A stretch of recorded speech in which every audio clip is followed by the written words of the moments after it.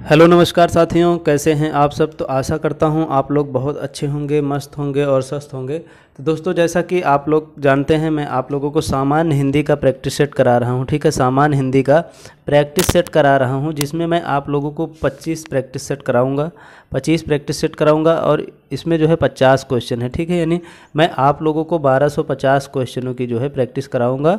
और मैं बता दूं आपको कि मैं चारों विकल्प की व्याख्या भी करता हूं। तो इस तरीके से अगर देखा जाएगा तो मैं आप लोगों को कम से कम 5000 क्वेश्चनों की प्रैक्टिस कराऊंगा। ठीक है, कम से कम कितने क्वेश्चनों की?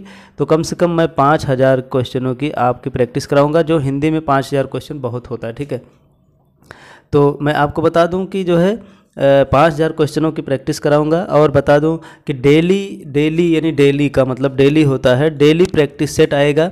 और आप लोगों से यही गुजारिश है कि आप लोग जो है वीडियो को पूरा देखिएगा, लास्ट तक देखिएगा। क्वेश्चन की क्वालिटी बहुत ही अच्छी है। आप लोग पूरा वीडियो देखिएगा, उसके बाद कमेंट बॉक्स में कमेंट करके ज़रूर बताइएगा कि आपको वीडियो कैसी लगी और वीडियो के जो क्वेश्चन हैं वो कैसे आपको लगे, क्वेश्चन की क्वालिटी कैसी है। ठीक है, तो चलिए क्वेश्चन को शुरू किया जाता है। पहले क्वेश्चन की तरफ हम चलते हैं और देखते हैं हमारा पहला क्वेश्चन क्या है। ठीक है, तो जैसा कि आप लोग जानते हैं, सामान्य हिंदी का हमारा प्रैक्टिस सेट नंबर 4 है ये। ठीक है, सामान्य हिंदी का प्रैक्टिस सेट नंबर 4 है, यानी हमारे इसके पहले 3 प्रैक्टिस सेट हो चुके हैं। तो यदि आप लोगों ने अभी तक उन प्रैक्टिस सेटों को देखा नहीं है तो आप लोग जाइए और उसको देखिए, उसके बाद इसको भी देखिए, आपको बहुत अच्छा महसूस होगा। ठीक है, तो चलिए पहला क्वेश्चन है हमारा, निम्नलिखित में से कौन सा शब्द पुल्लिंग शब्द है? यानी इसमें से 3 ऐसे हैं जो स्त्रीलिंग हैं, एक ऐसा है जो पुल्लिंग है। क्वेश्चन को देखिए, समझा करिए पहले। ठीक है, क्या कह रहा है? निम्नलिखित में से कौन सा शब्द पुल्लिंग है, यानी एक पुल्लिंग है, बाकी 3 स्त्रीलिंग है। तो चलिए हम देखते हैं कौन सा पुल्लिंग है। पहले स्त्रीलिंग ढूंढते हैं, कौन कौन सा स्त्रीलिंग है। ठीक है, तो देखिए जैसे आय है तो ये आय होती है। जैसे आय अपन कहते हैं ना, आपकी आय कितनी है ना, आपकी आय कितनी है। तो यहाँ पे आय जो है होती है, तो यानी आय जो है स्त्रीलिंग हुआ, यानी हमारा आंसर ये नहीं हुआ। ठीक है, दूसरा हुआ हमारा नहर, नहर होती है, लहर उठती है। तो इस तरीके से ये तीनों हमारे जो है स्त्रीलिंग हुए। ऑप्शन नंबर हमारा बी करेक्ट हो जाएगा। व्यय किया जाता है, व्यय होता है। यानी स्त्रीलिंग और पुल्लिंग जब भी आप छांटिए तो उसको मतलब प्रयोग करिए, थोड़ा सा प्रयोग प्रैक्टिस करके देखिए, प्रयोग करिए। जैसे कोई भी सेंटेंस, जैसे व्यय है तो व्यय किया जाता है, व्यय होता है, खर्चा किया जाता है ना, इस तरीके से। लहर उठती है, इस तरीके से आपको पता लग जाएगा कि स्त्रीलिंग है कि पुल्लिंग है। ठीक है, उसका प्रयोग करके आप लोग देखा करिए। अगला क्वेश्चन है हमारा, निम्नलिखित में कौन सा अमानक वर्ण है? कौन सा अमानक वर्ण है? अमानक मतलब मानक नहीं है। तो आप सभी जानते हैं, खा है, घा है, भा है, इन सभी का प्रयोग आपने देखा ही होगा, है ना। लेकिन बहुत कम प्रयोग आपने इसका देखा होगा, ऑप्शन नंबर सी का। इसका प्रयोग जो है इस टाइम बहुत कम होता है, इसे ही अमानक वर्ण कहा जाता है। ठीक है, इसको तो आप लोग बहुत आसानी से कर सकते थे क्वेश्चन को। क्वेश्चन नंबर हमारा 3 है, निम्नलिखित में बच्चों को, एक सेकंड, बच्चों की लिखित अभिव्यक्ति के तहत कौन कौन से तत्व समाहित हैं? बच्चों के लिखित अभिव्यक्ति के तहत कौन कौन से तत्व समाहित हैं? तो देखिए ऑप्शन नंबर 1 है वस्तुनिष्ठ प्रश्न, लघुत्तरीय प्रश्न, निबंधात्मक प्रश्न, उक्त तीनों।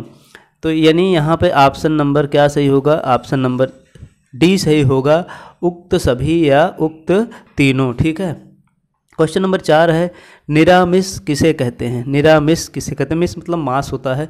निरामिष किसे कहते हैं? तो मांस रहित भोजन को निरामिष कहा जाता है। ऑप्शन नंबर ए करेक्ट होगा, मांस रहित भोजन को निरामिष कहा जाता है। क्या कहा जाता है? निरामिष किसको कहते हैं? तो निरामिष जो है मांस रहित। देखिए रहित और सहित में क्या होता है?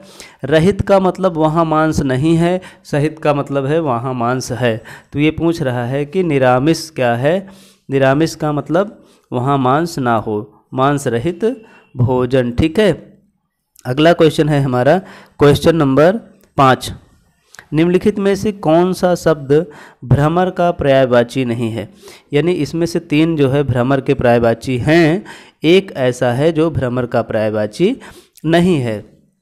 तो चलिए देखते हैं कौन कौन सा है। चंचरीक भ्रमर का पर्यायवाची है, सिलीमुख भ्रमर का पर्यायवाची है। ठीक है, दी रेफ ये भी भ्रमर का पर्यायवाची है। अगला है हमारा द्विरध, है ना। तो भैया अगर ये भ्रमर का पर्यायवाची नहीं है तो ये पर्यायवाची है किसका? तो ये पर्यायवाची है अपना हाथी का, ठीक है। किसका है? ये पर्यायवाची है हाथी का, ठीक है। ऑप्शन नंबर डी करेक्ट हो जाएगा। द्विरध किसका पर्यायवाची है? तो हाथी का है, ठीक है। अगला है हमारा एक वाक्य शुद्ध है, मतलब एक वाक्य शुद्ध है बाकी 3 अशुद्ध हैं, तो हमको शुद्ध वाक्य का चयन करना है, ठीक है। देखिए, भारतवर्ष के अतीत में कई निर्दयी शासक हुए, एकत्रित भीड़ जय जयकार कर रही है। अगला है ऑप्शन नंबर सी, गांधी जी चरखा चलाते थे, ठीक है। देखिए, जब यहाँ अतीत की बात हो रही है तो यहाँ पे है नहीं लगेगा, ठीक है, क्योंकि वो बीता हुआ है टाइम है तो है नहीं लगेगा, ठीक है। अगला है हमारा गांधी जी चरखा चलाते थे, ये हमें एकदम सही लग रहा है। ऑप्शन नंबर इसका सी करेक्ट हो जाएगा। गांधी जी चरखा चलाते थे, ठीक है, पहले की बात है इसलिए यहाँ पे थे लगेगा, ठीक है। अगला है हमारा क्वेश्चन नंबर 7 है, अनुभाव किसे कहते हैं? अनुभाव किसे कहते हैं, ठीक है। अगला है हमारा किसे? अनुभाव किसे कहते हैं? तो अनुभाव किसे कहते हैं भैया? तो जिसके हृदय में भाव जागृत हो उसे अनुभाव कहते हैं? नहीं। ऑप्शन नंबर इसका सी करेक्ट होगा। आश्रय की बाह्य शारीरिक चेष्टा को अनुभाव कहते हैं, ठीक है। अनुभाव, आश्रय की बाह्य चेष्टाओं को अनुभाव कहते हैं, ठीक है। आश्रय की बाह्य शारीरिक चेष्टाओं को अनुभाव कहते हैं, ठीक है। वाचाल किसे कहते हैं? वाचाल किसे कहते हैं? वाचाल कहते हैं तो किसे कहते हैं? वाचाल का मतलब क्या होता है भैया? जो चाल, मतलब यहाँ पर देखिए चाल लगा हुआ है, तो चाल से आप समझ जाइए, जो जल्दी चलता है नहीं, जिसकी चाल ठीक ना हो उसे वाचाल कहते हैं। ये कुछ सही लग रहा है। जो बहुत बोलता है नहीं, यहाँ चाल की बात हो रही, बोलने की बात नहीं रहती। जो चुप रहता है, यानी ऑप्शन नंबर इसका बी करेक्ट हो जाएगा। जिसकी चाल ठीक ना हो उसे वाचाल कहते हैं, ठीक है। जिसकी चाल ठीक ना हो उसे क्या कहते हैं? उसे वाचाल कहते हैं, ठीक है। क्वेश्चन नंबर 9 क्या है? तो क्वेश्चन नंबर है, सुषुप्त का विलोम। सुषुप्त का विलोम क्या है? सुषुप्त का विलोम क्या है? तो ऑप्शन नंबर इसका ए सही हो जाएगा, जागृत। सुषुप्त माने सोना, जागृत माने जागना। सुषुप्त माने सोना, जागृत माने जागना। क्वेश्चन नंबर 10 है, ऋजु शब्द का विलोम है। ऋजु शब्द का विलोम है, तो ऋजु शब्द का विलोम क्या होता है? ऑप्शन नंबर सी करेक्ट हो जाएगा। ऋजु का विलोम वक्र होता है। ऋजु का विलोम वक्र होता है। तो सरल का विलोम क्या होता है? सरल मतलब आसान, तो सरल का विलोम क्या हो जाएगा? कठिन हो जाएगा, ठीक है। सरल का विलोम क्या हो जाएगा? कठिन हो जाएगा। ऑप्शन नंबर सीधा का विलोम क्या हो जाएगा? सीधा का विलोम हो जाएगा टेढ़ा। क्या हो जाएगा? सीधा का विलोम टेढ़ा हो जाएगा, ठीक है। सीधा का विलोम क्या हो जाएगा? टेढ़ा हो जाएगा। अगला है हमारा, निम्नलिखित में से तत्सम शब्द कौन सा है? तत्सम का मतलब होता है जो संस्कृत से जैसे आए हैं वैसा ही प्रयोग, मतलब जिसको बोलने में थोड़ा कठिनाई हो उसे हम तत्सम कहते हैं। तो ऑप्शन नंबर इसका डी करेक्ट हो जाएगा, ठीक है। तीर्थ जो है तत्सम शब्द है, बाकी सभी तद्भव शब्द हैं। तो इसका तद्भव क्या होगा? नरक का तद्भव होगा नर्क। क्या होगा? नर्क होगा, ठीक है। और गरम का होगा गर्म, ठीक है। और नरम का होगा नर्म। यानी इस तरीके से ये सभी तद्भव और तत्सम कंप्लीट हुआ। ऑप्शन नंबर डी इसका करेक्ट होता है, ठीक है। क्वेश्चन नंबर 12, निम्नलिखित में से कौन सा शब्द स्वर्ण का पर्यायवाची है? स्वर्ण का, यानी स्वर्ण का पर्यायवाची एक इसमें से है, तो कौन सा है? तो स्वर्ण का पर्यायवाची ऑप्शन नंबर सी करेक्ट होगा। जात रूप जो है, जात रूप स्वर्ण का पर्यायवाची है, ठीक है। जात रूप जो है स्वर्ण का पर्यायवाची है। तो स्वर्ण के और कौन कौन से पर्यायवाची होते हैं? तो भैया कुंदन जो है, कुंदन स्वर्ण का पर्यायवाची होता है, ठीक है।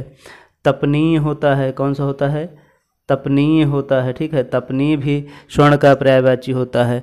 संपत्ति भी जानते हैं आप लोग, संपत्ति भी जो है स्वर्ण का पर्यायवाची होता है।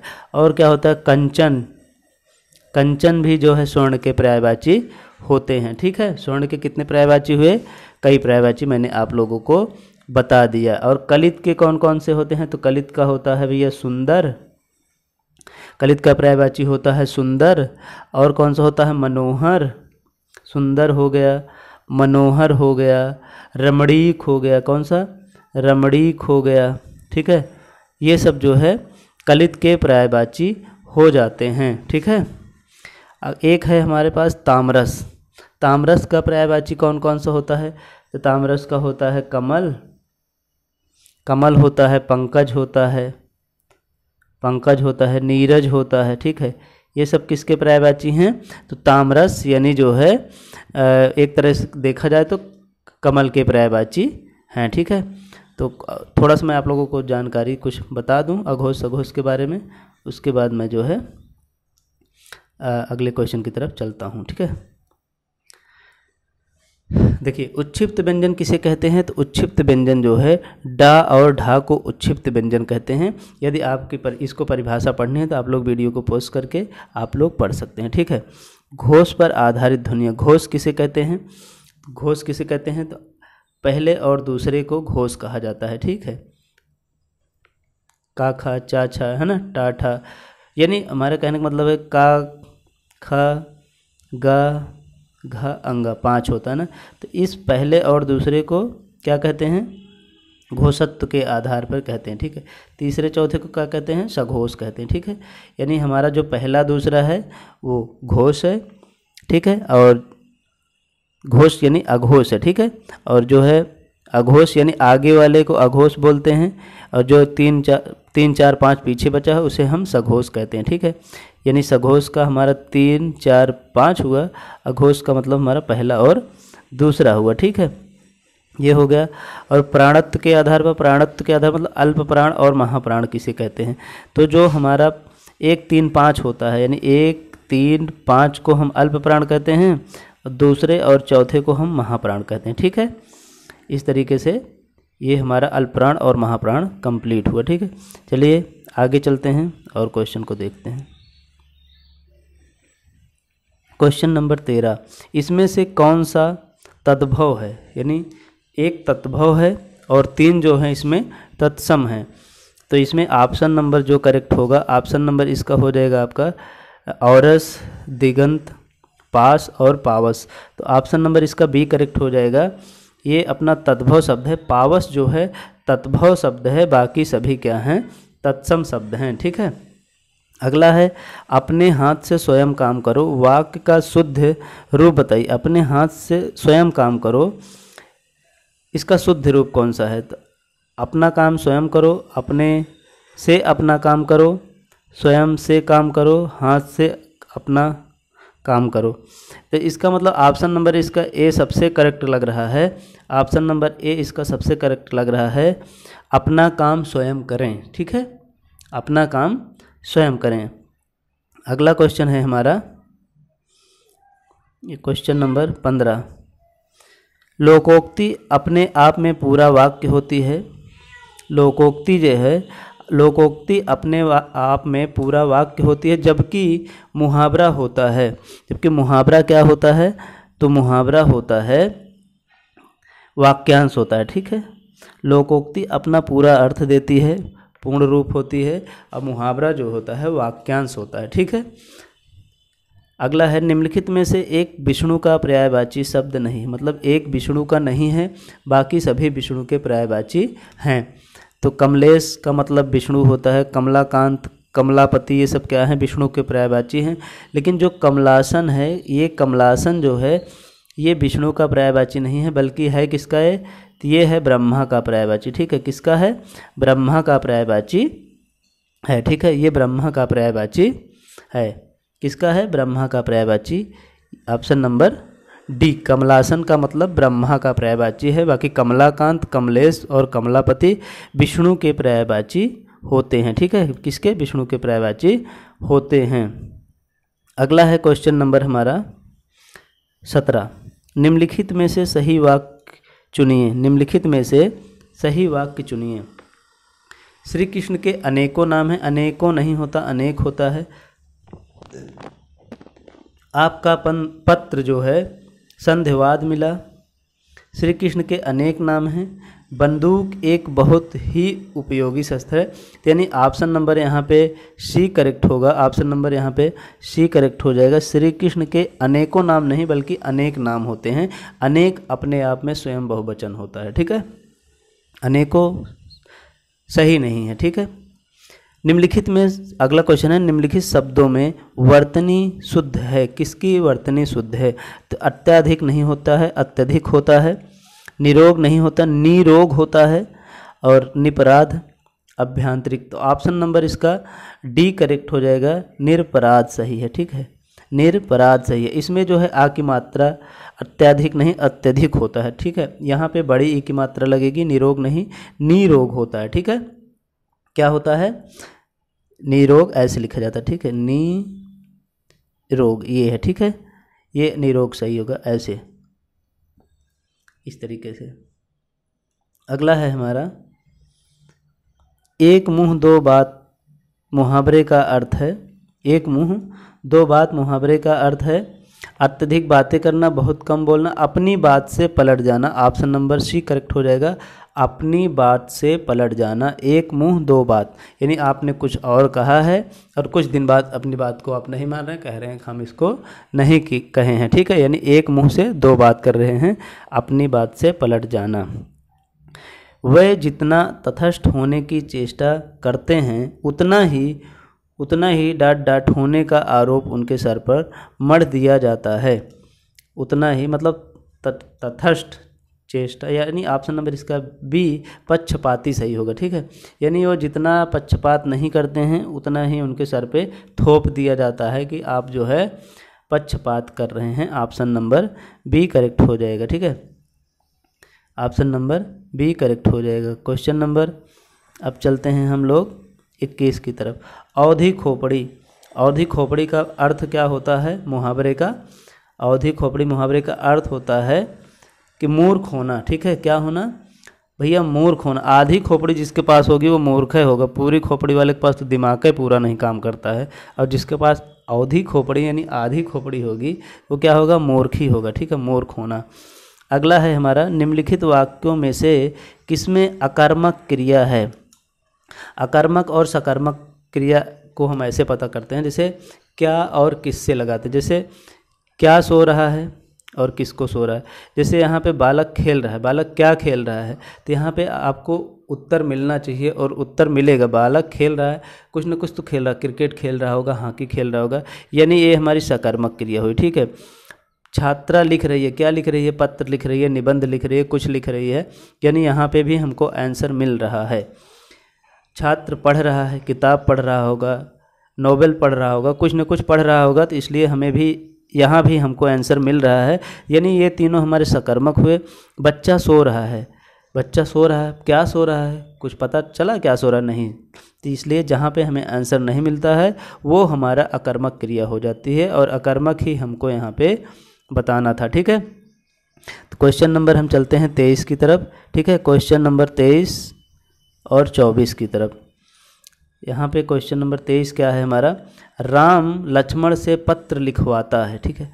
जब वाता है प्रत्यय आएगा या फिर स्वयं ना करके किसी से अगर कोई काम करवाएगा, कोई मतलब मैं बैठ के किसी और से काम करवाऊँगा, तो वहाँ पे होगा क्या? तो वहाँ पे हो जाएगा भैया प्रेरणार्थक क्रिया। जब स्वयं ना करके किसी और से कराया जाए तो वहाँ पे प्रेरणार्थक क्रिया होगी, क्योंकि आप उसको प्रेरणा देंगे तभी वो काम करेगा, ठीक है। प्रेरणा देंगे, आप उसको बताएंगे, कहेंगे, समझाएंगे, तब वो काम करेगा, यानी प्रेरणार्थक क्रिया होती है जब हम स्वयं ना करें, किसी और से करवाएं। सुत शब्द का स्त्रीवाचक बनाने के लिए किस प्रत्यय का प्रयोग किया जाएगा?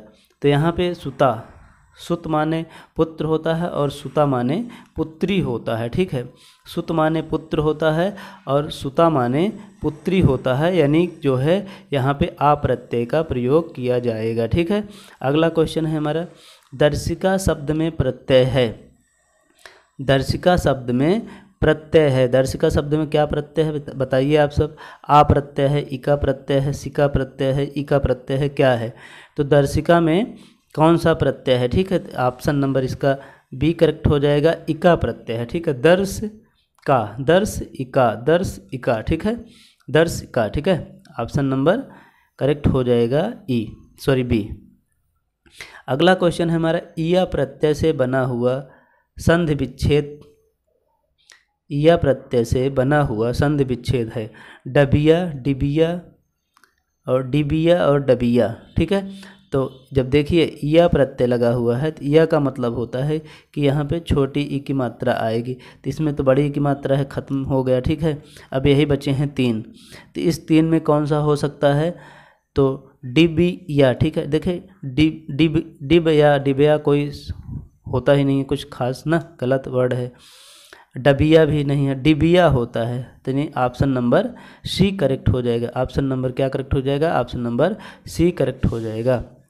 तो इस तरीके से आप लोग थोड़ा दिमाग लगाइएगा, ध्यान से देखिएगा। जैसे डिबिया लिखा हुआ है ना, डबिया लिखा हुआ है, ये सब गलत हैं, ये सब क्या हैं, गलत हैं, ये कुछ नहीं है, ठीक है। ऑप्शन नंबर इसका क्या सही है, तो सी सही है। तिरंगा शब्द में समास, देखिए मैंने आपको बताया था कि जहाँ पर संख्यावाची यानी 1 2 3 तिरंगा त्रिभुज चतुर्भुज गिनती आ जाए 1 2 3 4, वहाँ पे होता है द्विगु समास। क्या होता है, द्विगु समास होता है। और द्वंद्व में क्या होता है, बीच में योजक चिन्ह आता है, ठीक है, बीच में योजक चिन्ह आता है। अव्यय में क्या होता है, आगे जो है अव्यय लगा होता है। और कर्मधारय में क्या होता है, विशेषण और विशेष होता है। ये इसकी परिभाषा या फिर पहचान होती है, ठीक है। अगला क्वेश्चन है हमारा, गौशाला शब्द में कौन सा समास है, गौशाला शब्द में कौन सा समास है, ठीक है। तो गौशाला शब्द में कौन सा समास है, तो क्वेश्चन नंबर 28 देखिए, गौशाला, गाय के लिए शाला यानी तत्पुरुष समास है, ठीक है। कर्मधारय मैंने आपको बताया विशेषण और विशेष होगा, द्वंद्व में योजक चिन्ह रहेगा, द्विगु समास में संख्यावाची रहेगा। इस तरीके से काट दिया करिए ना, जैसे द्वंद्व हो नहीं सकता, द्विगु हो नहीं सकता, कर्मधारय विशेषण विशेष है नहीं, तो बचा क्या भैया, बचा अपना तत्पुरुष समास, है ना। इस तरीके से क्वेश्चन को अटेम्प्ट किया जाता है। अनंत शब्द का सही विधि होगी, सही विधि यानी सही संधि विधि क्या होगी, ठीक है, अनंत। तो आप क्वेश्चन नंबर 29, तो अनंत शब्द का सही संधि विच्छेद क्या होगी, तो अनंत धन ता तो होगा नहीं, क्वेश्चन ऑप्शन नंबर डी गलत हो गया। आधन नंत ये भी गलत है, अनधन अंत ये भी गलत है। अन गलत क्यों है, क्योंकि इसके नीचे हलंत नहीं लगा है, ठीक है, हलंत नहीं लगा है, इसका मतलब यहाँ पे अभी आ भी है, ठीक है। तो यहाँ ऑप्शन नंबर इसका बी करेक्ट हो जाएगा। अनधन अंत यानी अनंत, ठीक है, अनधन अंत यानी अनंत आपका सही है। चलते हैं क्वेश्चन नंबर 31 की तरफ। तो क्वेश्चन नंबर 31 क्या है, आगे कुआं पीछे खाई, यानी आगे कुआं है और पीछे खाई है, तो यानी हुआ क्या, चारों तरफ जल ही जल होना, नहीं भैया ऐसा कुछ नहीं है। रास्ते बंद होना, ये भी नहीं है। दोनों ओर मुसीबत होना, आगे कुआं है, अगर आगे जाओगे तो गिर जाओगे, पीछे खाई है, पीछे बहुत नीचे चले जाओगे, यानी दोनों तरफ मुसीबत ही है, तो यानी ऑप्शन नंबर इसका सी सही हो जाता है, ठीक है। दुष्प्रकृति शब्द का संधि विच्छेद बताइए, दुष्प्रकृति शब्द का संधि विच्छेद बताइए। 32, क्वेश्चन नंबर 32, ठीक है, क्वेश्चन नंबर 32। तो दुष्प्रकृति यानी दुहधन प्रकृति, ऑप्शन नंबर इसका बी करेक्ट हो जाएगा, दुहधन प्रकृति। और इसमें संधि कौन सी है, तो इसमें संधि है विसर्ग संधि, कौन सी है, विसर्ग संधि है, ठीक है। एक सेकंड, थोड़ा ये चलता नहीं है, विसर्ग संधि कौन सी, एक सेकंड, ऑप्शन नंबर इसका बी करेक्ट हो जाएगा और विसर्ग संधि, ठीक है, क्या होगा, विसर्ग संधि होगा, ठीक है।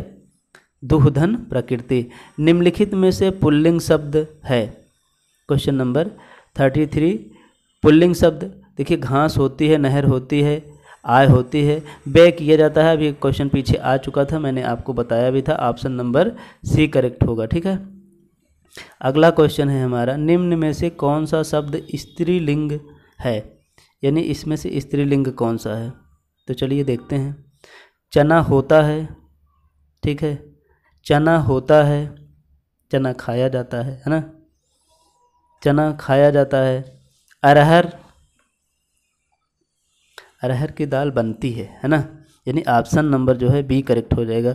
बाजरा होता है, उड़द होता है, अरहर होती है, अरहर बनाई जाती है, अरहर की दाल बनती है ना, अरहर की दाल बनती है, अरहर की दाल बनाई जाती है, या फिर कैसे करें। देखिए चना, चना बाजरा, देखिए इसमें तो आप ऐसे भी समझ सकते हैं कि पीछे बड़ा आ लगा हुआ है, जहाँ पे दीर्घ आ होता है वहाँ पे मैक्सिमम जो है पुल्लिंग शब्द होता है, ठीक है। उड़द भी पुल्लिंग शब्द है, तो यानी 34 का ऑप्शन नंबर बी करेक्ट हो जाएगा। अरहर जो है स्त्रीलिंग शब्द है। कुल वर्ण लिपियाँ कितनी हैं, कुल वर्ण लिपियाँ कितनी हैं, तो हिंदी भाषा में कुल वर्ण लिपियों की संख्या कितनी है, तो 52 है, यानी 52 वर्ण होते हैं, ठीक है। कितने होते हैं, 52 वर्ण होते हैं, ऑप्शन नंबर सी करेक्ट हो जाएगा। राम ने सुरेश के साथ मित्रता का निर्वाहन किया, इसमें भाववाचक संज्ञा क्या है। राम सुरेश ये सब क्या है, ये सब तो भैया यहाँ पे कोई भाव तो है नहीं, निर्वाह, यानी ऑप्शन नंबर डी करेक्ट हो जाएगा। मित्रता जो है भाववाचक संज्ञा है, मित्र और मित्रता में अंतर है, ठीक है, ध्यान रखिएगा। मित्रता जो है भाववाचक संज्ञा होती है, ठीक है, कैसी, भाववाचक संज्ञा होती है। वह एक अच्छा छात्र है, वह एक अच्छा छात्र है, वाक्य में, एक सेकंड, वह एक अच्छा छात्र है, वाक्य में निश्चयवाचक सर्वनाम कौन सा है। तो भैया वह है, और क्या, वह जो है एक निश्चयवाचक सर्वनाम। आप देख रहे हैं कि वह जो छात्र है वो जो है एक अच्छा छात्र है, यानी ये निश्चय है, ठीक है। वह जो है क्या है, निश्चयवाचक। यह और वह जो होता है, यह और वह जो होता है ये निश्चयवाचक सर्वनाम होता है, ठीक है। कोई और कुछ क्या होता है, अनिश्चयवाचक होता है। अगला है हमारा, दिए गए विकल्प में कौन सा विकल्प प्रत्यक्ष शब्द का समानार्थी शब्द है। तो प्रत्यक्ष का मतलब होता है, समानार्थी पूछ रहा है तो प्रत्यक्ष माने सामने होता है, और साक्षात माने सामने होता है, यानी ऑप्शन नंबर जो है इसका बी करेक्ट हो जाएगा, ठीक है। क्या करेक्ट हो जाएगा, ऑप्शन नंबर बी करेक्ट हो जाएगा। प्रत्यक्ष माने क्या होता है, जो आपके नज़रों के सामने हो, यानी प्रत्यक्ष हो, जिसको आप देख सकते हैं उसे हम प्रत्यक्ष कहते हैं। तो इसी तरीके से साक्षात भी जो है हमारे नज़रों के सामने होता, कहते हैं ना, भगवान साक्षात दर्शन दे दिए इसको, यानी आपको दिखने लगे या दिख गए, ठीक है। अगला है हमारा, ब्रिज भानुजा किस शब्द का समानार्थी शब्द है। ब्रिज भानुजा, तो ब्रिज भानुजा भैया किसका है, तो क्वेश्चन नंबर 39 सीता जानकी पार्वती एवं Radha, option number C correct हो जाएगा। ब्रिज भानुजा का समानार्थी शब्द है राधा, राधा को ब्रिज भानुजा भी कहते हैं, ठीक है। ब्रिज भानुजा राधा को कहा जाता है। अगला क्वेश्चन, विशेषण की विशेषता बताने वाले को क्या कहते हैं। तो भैया प्राविशेषण कहते हैं। क्या कहते हैं, जो विशेषण की भी जो विशेषता बताए उसे विशेषण कहा जाता है, और जो विशेषण की विशेषता बताए उसे प्राविशेषण कहते हैं। क्या कहते हैं, उसे प्राविशेषण कहा जाता है, ठीक है। क्या कहते हैं, उसे प्राविशेषण कहा जाता है, ठीक है। अगला क्वेश्चन है हमारा क्वेश्चन नंबर 41, चंद रुपए बचाने के चक्कर में कई लोगों को शर्मसार होना पड़ा। चंद रुपए, यहाँ पे देखिए संख्यावाची तो है, यानी इसी दो में परिमाणवाचक नहीं हो सकता, क्योंकि यहाँ विभाग बोधक, ये तो कोई इसका जो है ये तो गलत ही है, ऑप्शन ही सीधा परिमाण, यहाँ पर नाप तोल की बात नहीं हो रही है, यहाँ पे संख्यावाची है, क्योंकि रुपए को हम गिन सकते हैं इसलिए संख्यावाची है। लेकिन यहाँ पे जब चंद रुपए की बात है, चंद यानी निश्चित नहीं है, यानी निश्चित नहीं है, तो इसका मतलब क्या हुआ, अनिश्चित संख्यावाची होगा, ठीक है। अनिश्चित संख्यावाची यहाँ पे होगा, ठीक है। अगला है हमारा, तब तो बहता समय सिला सा जम जाएगा। तब तो बहता समय सिला सा जम जाएगा, यहाँ पे सा सी से सम आ रहा है, तो यानी यहाँ पे हो जाएगा अपना ऑप्शन नंबर इसका कौन सा करेक्ट हो जाएगा, उपमा अलंकार। जहाँ पे सा सी से सम आता है वहाँ पे क्या होता है, तो वहाँ पे उपमा अलंकार होता है, ठीक है। सा सी से सम इसके क्या हैं, वाचक चिन्ह है जिसके थ्रू हम पहचानते हैं, ठीक है। सा सी सम उपमा अलंकार। जब कोई बात सीधे साधे रूप से ना कहकर किसी माध्यम से कही जाए तो वहाँ कौन सा अलंकार होता है? जब भैया आप इस माध्यम से न कह करके किसी अन्य माध्यम से कहेंगे, सीधे न कह करके किसी अन्य के थ्रू कहलवाएंगे तो वहाँ अन्योक्ति अलंकार होगा, ठीक है। और रूपक का मैं बता दूं आपको, रूपक में क्या होता है, बीच में 99% योजक चिन्ह आता है, ठीक है। श्लेष आप जानते ही हैं, और यमक अलंकार ये सब आप जानते हैं, जानते तो आप सभी हैं। यहाँ पे उपमा क्या है, उपमा जो है सासी से सम होता है, ठीक है। जब सीधे बात ना कह किसी अन्य माध्यम से कहलाई जाए तो वहाँ पे क्या होता है, अन्योक्ति अलंकार होता है। क्या होता है, अन्योक्ति अलंकार होता है। अगला है हमारा क्वेश्चन नंबर 44, भाव शांति, भाव संधि और भाव सबलता का संबंध भाव से किस भेद से है, ठीक है। भाव शांति, भाव संधि और भाव सबलता का संबंध किस भेद से है, तो इसका ऑप्शन नंबर जो है डी करेक्ट हो जाएगा, संचारी भाव से। किससे? संचारी भाव की संख्या कितनी होती है, तो 33 होती है, ठीक है। संचारी भाव की संख्या कितनी होती है, तो संचारी भाव की संख्या होती है 33, ठीक है। कितनी होती है, 33 होती है, ठीक है। अगला है हमारा, वाक्यों का वर्गीकरण मुख्यतः कितने प्रकार से होता है। वाक्यों का वर्गीकरण मुख्यतः कितने प्रकार से होता है, तो 2 प्रकार से होता है। कितने प्रकार से होता है, वाक्यों का वर्गीकरण 2 प्रकार से होता है। अर्थ के आधार पर, पहला हो गया अर्थ के आधार पर, और दूसरा कौन सा हो गया, रचना के आधार पर, ठीक है। पहला अर्थ के आधार पर और दूसरा वाक्यों का, यहाँ पे ध्यान दीजिएगा, वाक्यों की बात हो रही है। वाक्यों की जो मुख्यतः वर्गीकरण वाक्यों को बांटा जाता है वो अर्थ के आधार पर और रचना के आधार पर बांटा जाता है, यानी 2 तरीके से वाक्यों को आप बांट सकते हैं, ठीक है, अर्थ और रचना के आधार पर। अगला क्वेश्चन है हमारा, यद्यपि वह पंडित है फिर भी हठी है। यद्यपि वह पंडित है फिर भी वह हठी है को संयुक्त वाक्य में परिवर्तित करें। ठीक है भैया, संयुक्त वाक्य होता है, मिश्रित वाक्य होता है और सरल वाक्य होता है, 3 तरीके के वाक्य होते हैं, ठीक है। तो इसको हमको परिवर्तित किस में करना है, तो इसको हम परिवर्तित करना है हमको किसमें, संयुक्त वाक्य में परिवर्तित करना है। तो पहला ऑप्शन देखते हैं, वह पंडित है किंतु हठी है। ऑप्शन नंबर 1 ही सही हो गया, ठीक है। वह पंडित है किंतु, जहाँ पे किंतु परंतु आ जाए वहाँ पे क्या होता है, वो संयुक्त वाक्य की पहचान होती है, ठीक है। किंतु परंतु ये सब संयुक्त वाक्य की पहचान होती है।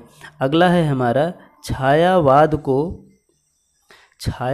को प्रतिबिंबवाद किसने कहा। छायावाद को प्रतिबिंबवाद किसने कहा, तो क्वेश्चन नंबर भैया 47 नंद, ऑप्शन 1 है नंद दुलारे वाजपेयी, दूसरा है रामचंद्र शुक्ला, तीसरा है रामविलास शर्मा और चौथा है हजारी प्रसाद।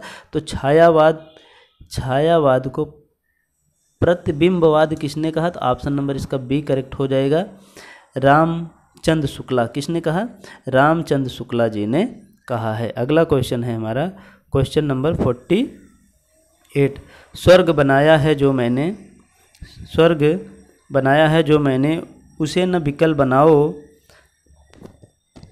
अरे अप्सरी उस अतीत के नूतन गान सुनाओ। ठीक है, ये जो है यह पंक्ति कामायनी के किस सर्ग से ली गई, कामायनी की है ये पंक्ति, ठीक है, लेकिन ये किस सर्ग से ली गई है, तो ऑप्शन नंबर इसका कौन सा करेक्ट हो जाएगा, कर्म सर्ग से ली गई है। ठीक है, ऑप्शन नंबर ए सही हो जाएगा, कर्म सर्ग से ली गई है। ठीक है, स्वर्ग बनाया है जो मैंने उसे न विकल बनाओ, अरे अप्सरे उस अतीत के नूतन गान सुनाओ। ठीक है, कर्म सर्ग से लिया गया है। अगला क्वेश्चन है 49, कामायनी महाकाव्य के रचनाकार का नाम है। कामायनी, अभी देखिए कामायनी की यहाँ बात हुई है, अब कामायनी के रचनाकार कौन हैं, ये क्वेश्चन नंबर 49 पूछ रहा है। ठीक है, तो कामायनी के रचनाकार कौन हैं, जयशंकर प्रसाद। ठीक है, कामायनी के रचनाकार या महाकाव्य के रचनाकार का नाम कौन सा है, जयशंकर प्रसाद है। ठीक है, अगला क्वेश्चन है क्वेश्चन नंबर 50, जो हमारा क्वेश्चन नंबर लास्ट है यानी अंतिम है।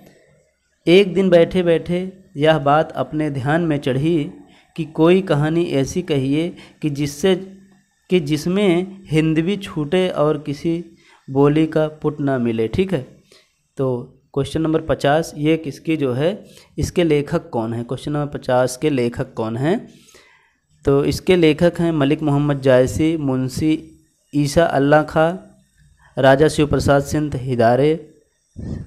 सितारे हिंद, मुंशी सदा सुखलाल। तो ऑप्शन नंबर इसका बी करेक्ट हो जाएगा। मुंशी ईसा अल्लाह खां जो हैं इसके इस पंक्ति के लेखक हैं। ठीक है, तो इस तरीके से हमारे जो है 50 क्वेश्चन समाप्त होते हैं। कितने, हमारे 50 क्वेश्चन पूरे समाप्त होते हैं। तो आशा करता हूँ आप लोगों ने वीडियो को पूरा देखा होगा, आशा करता हूँ आप लोगों ने वीडियो को पूरा देखा होगा और 50 क्वेश्चन के साथ फुल एंजॉय किया होगा, और आशा करता हूँ आपको समझ में भी आया होगा, क्योंकि मैं समझाने की पूरी कोशिश कर रहा हूँ, जितना हो सकता है उतना व्याख्या भी कर रहा हूँ। ठीक है, उतनी व्याख्या भी कर रहा हूँ। तो चलिए इसी के साथ वीडियो को समाप्त करते हैं। यदि आपको हमारा वीडियो अच्छा लगा है और तो क्या करेंगे आप लोग, वीडियो को लाइक कर देंगे, और जो है कमेंट बॉक्स में एक कमेंट छोटा सा करके ज़रूर बताइएगा कि आपको वीडियो कैसा लगा, और यदि हो सके तो चैनल को सब्सक्राइब कर दीजिएगा। बहुत बहुत धन्यवाद। चलिए वीडियो को समाप्त करते हैं। जय हिंद, जय भारत।